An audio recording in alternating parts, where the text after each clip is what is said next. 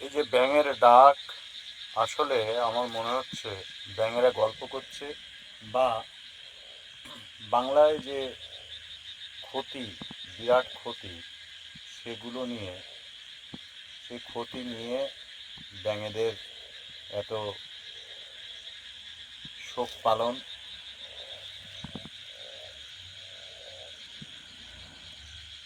কিংবা ব্যাঙেরা সঙ্গীদের কাছে পেয়ে আনন্দ উদযাপন করছে। কেউ কেউ ঘ্যাঘর করে, ঘ্যা ঘো করে যে ডাকছে,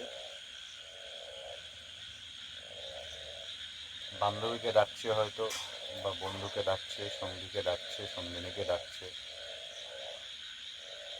সব মিলিয়ে যাই হোক না কেন, এগুলো ব্যাঙের গল্প। গত 3 সপ্তাহ ধরে দুবার নিম্নচাপের কবলে পড়েছে বাংলার দক্ষিণবঙ্গ।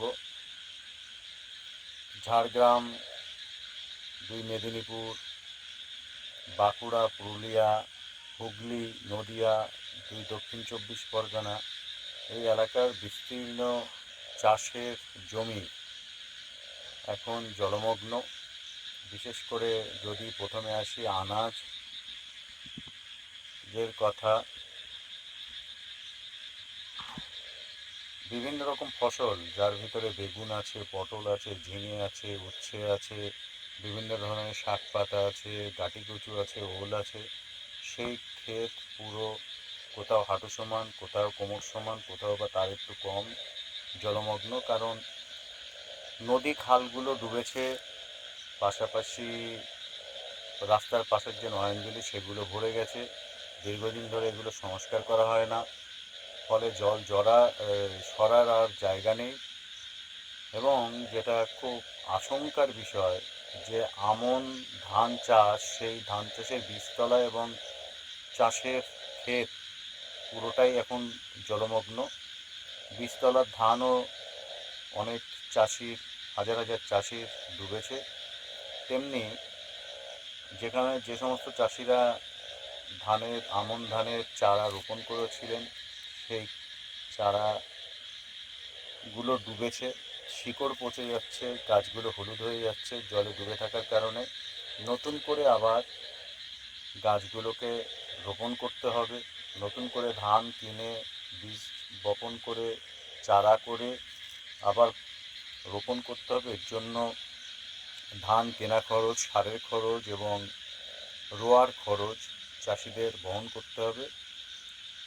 ক্ষতির মুখে চাষিরা মূলত এই তাদের যে চাষের জমি, সেখানে বহু ফসল, বহুবার 3 ফসলি, 4 ফসলি জমি, 2 ফসলি জমি এরকম আছে। আনাজের লাভ থেকে তারা মূলত আউশ, আমন, বোরো, ইরি, এই ধানের চাষগুলো করে থাকে। তো এই আমন ধান চাষে যে ক্ষতি হলো, ওই ক্ষতি কিন্তু চাষিদের দুরকমভাবে, একদিকে আনাজ চাষের ক্ষতি, অন্যদিকে ধান চাষের ক্ষতি। ফলে চাষিরা ঋণগ্রস্ত হয়ে পড়বে। যদিও পশ্চিমবঙ্গ সরকার কৃষকদের কৃষক বন্ধু ভাতার মাধ্যমে দিয়ে থাকে, কিন্তু যারা জমি চাষ করেন তাদের একটা বিরাট অংশ ভাগ চাষি, তারা এই টাকা পান না। জমির মালিকরা, তারা মূলত এই টাকাগুলো পান। তো স্বাভাবিকভাবে এবং এই যৎসামান্য টাকা 10,000 করে জমির পরিমাণ অনুযায়ী, সেটা কিন্তু এই ক্ষতির কাছে নেহাতই যৎসামান্য। বহু কৃষক বলছেন যে আমরা টাকা ধার নিয়ে এই চাষ করেছিলাম, এখন জানি না কিভাবে আমরা বাঁচবো, এই ক্ষতির সম্মুখ সামলাবো কী করে। এখন সরকার কি পদক্ষেপ নেয় সেদিকে, তবে তো তারা তাকিয়ে আছে। তার মধ্যে আরেকটি গুরুত্বপূর্ণ বিষয় হলো যে আমন ধানের যদি ফসল ক্ষতি হয়, তাহলে তার প্রভাব পড়বে আমাদের খাদ্যের উপর এবং মূল্যবৃদ্ধি হবে। ইতিমধ্যেই আনাজের দাম বেড়ে গেছে, 50 টাকার নিচে বাজারে কোনো সবজি নেই, আলু ছাড়া, পুঁই শাক ছাড়া। পুঁই শাক এখন 40 টাকা কেজি, যেটা 20 টাকা 30 টাকার মধ্যে থাকে। লঙ্কা 15 থেকে 20 টাকা শ, অর্থাৎ 150 থেকে 200 টাকা কেজি। সব জিনিসের দাম এখন ঊর্ধ্বমুখী। চাষিদের বিরাট যেমন ক্ষতি, ঠিক তেমনিভাবে যোগান কম হওয়ার কারণে মূল্য বৃদ্ধি হয়েছে।